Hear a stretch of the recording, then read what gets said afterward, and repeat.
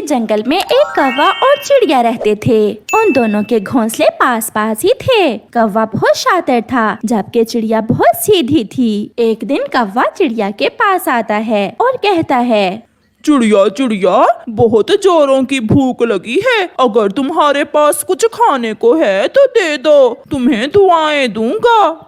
कौवे भैया, दुआएं तो मैं आपसे रोज लेती हूँ, लेकिन आप दुआएं देने के अलावा थोड़ी सी मेहनत भी कर लिया करें। आपको कुछ पता भी है, जंगल में सूखा चल रहा है। अब तो दूर दूर से भी भोजन नहीं मिलता। मेरे पास जो भोजन जमा था वो भी खत्म हो गया है। मैं तो खुद कल से भूखी बैठी हूँ। आपको कुछ खाने को कहाँ से दूँ?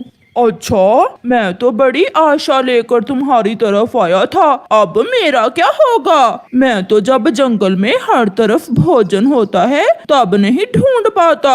अब सूखे के मौसम में कहाँ से लाऊंगा भोजन? मैं तो गया काम से। वैसे कालू, मेरे दिमाग में एक आइडिया है। क्यों ना हम किसान की पत्नी के पास जाएं? वो बहुत दयालु है, वो हमारी मदद जरूर करेगी। हाँ चिड़िया, जल्दी करो, नेक काम में देरी कैसी। फिर चिड़िया और कौवा गांव की तरफ जाते हैं। वो किसान के घर में जाकर एक पेड़ पर बैठ जाते हैं। किसान की पत्नी अपने चूल्हे के पास बैठी अपने बच्चों के लिए अंडा पराठा बना रही थी। चिड़िया, किसान की पत्नी तो अंडा पराठा बना रही है। ये बहुत स्वादिष्ट होता है। कालू, क्या तुमने पहले भी कभी खाया है अंडा पराठा? हाँ चिड़िया, मैं एक दिन पहले भी यहाँ आया था किसान के घर। किसान का बेटा अपने आंगन में बैठा अंडा पराठा खा रहा था तो मैं उससे छीनकर भाग गया। किसान की पत्नी ने मुझे देख लिया था, वो मेरे पीछे भागी थी, लेकिन मैं जल्दी से इस पेड़ पर बैठ गया और मजे मजे से अंडा पराठा खाया। चिड़िया, वाह क्या जायका था। मेरे तो मुंह में बहुत पानी आ रहा है उस अंडे पराठे के बारे में सोचकर। ओहो, अब हम किसान की पत्नी से कैसे अंडा पराठा मांगे? क्या वो हमें दे देगी? चिड़िया, तुम्हें जरूर दे देगी, मुझे नहीं। वो मुझे अच्छे से जानती है। मैं कई बार उसके बच्चों से खाने की चीजें छीन कर ले जा चुका हूँ। तुम जाओ, वो तुम्हें जरूर अंडा पराठा देगी। फिर चिड़िया किसान की पत्नी के पास जाती है। माँ जी, मुझे बहुत भूख लगी है, आप मुझ पर दया करें और मुझे कुछ खाने को दे दें, मैं आपको दुआएं दूंगी। लो चिड़िया, ये अंडा पराठा तुम ले लो, बल्कि ऐसा करो यहाँ बैठकर ही खा लो। नहीं माँ जी, आप कृपया करके मुझे अंडा पराठा पैक कर दें। मेरा एक दोस्त भी भूखा है, हम दोनों मिलकर खा लेंगे। फिर किसान की पत्नी चिड़िया को अंडा पराठा पैक कर देती है। चिड़िया किसान की पत्नी को धन्यवाद बोलकर वहाँ से चली जाती है।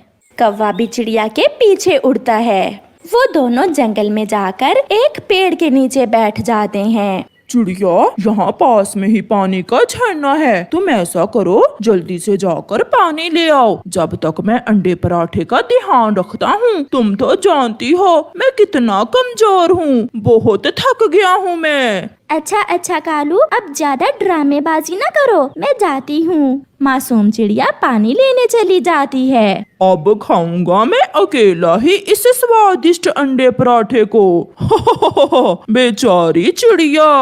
ऐसा कहते हुए कौवा सारा अंडा पराठा खा लेता है और वहाँ से भाग जाता है। थोड़ी देर बाद चिड़िया जब पानी लेकर आती है तो वहाँ ना तो कौवा था और ना ही अंडा पराठा।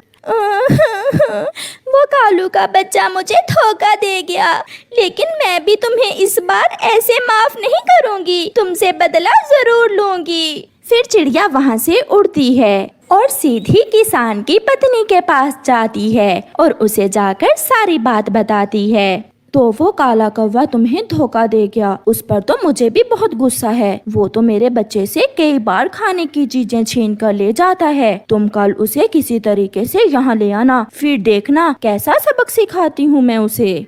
फिर किसान की पत्नी चिड़िया को एक और अंडा पराठा देती है, जिसे खाकर चिड़िया वहाँ से चली जाती है।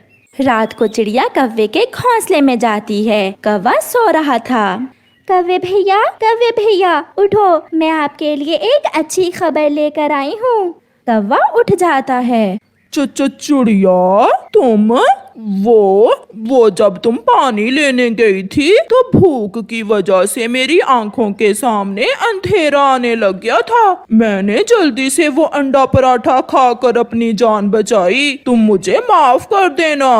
कोई बात नहीं कव्वे भैया, आप तो अंडा पराठा खाकर वहाँ से आ गए। मैंने आपको बताना था कि जब मैं किसान की पत्नी के पास अंडा पराठा लेने गई थी तो उन्होंने मुझे कहा था कि मैं हर रोज अंडा पराठा खाने आ सकती हूँ। मैं तो कल फिर जाऊंगी। अगर आपने जाना हुआ तो आप भी आ जाना।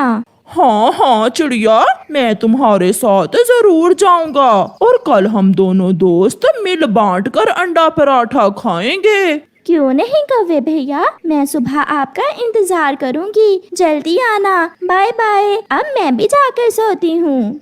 फिर चिड़िया भी अपने घोंसले में जाकर सो जाती है। अगली सुबह चिड़िया अभी सोई हुई ही थी कि कौवा आ जाता है। चिड़िया मेरी दोस्त, उठो, जल्दी करो, किसान की पत्नी तुम्हारा इंतजार कर रही होगी। अब हमें जाना चाहिए। हाँ हाँ कव्वे भैया, चलो चलें। फिर चिड़िया और कौवा किसान के घर की तरफ चले जाते हैं। किसान की पत्नी भी अपने बच्चों के लिए अंडा पराठा बना रही थी। वो दोनों आंगन में मौजूद पेड़ पर बैठ जाते हैं।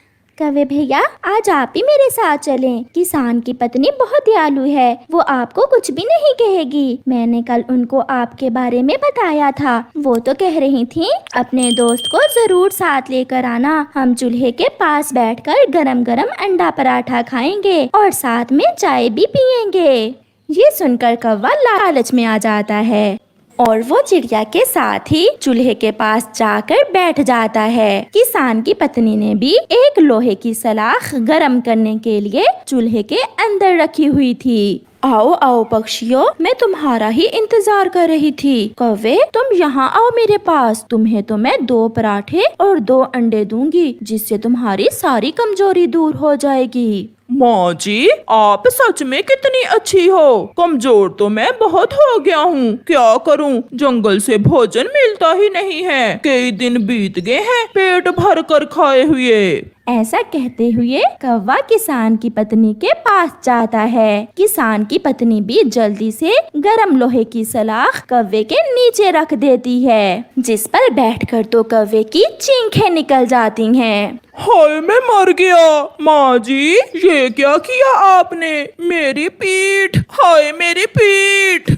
ऐसा कहकर कौवा वहाँ से भागता है, जिसे देखकर चिड़िया, किसान की पत्नी और बच्चे हंस रहे थे। अब जाकर मरहम पट्टी करवा लेना और दोबारा आना, फिर मैं तुम्हें एक और अंडा पराठा बना कर दूंगी। तौबा, मेरी तौबा, मैं फिर कभी अंडा पराठा नहीं खाऊंगा।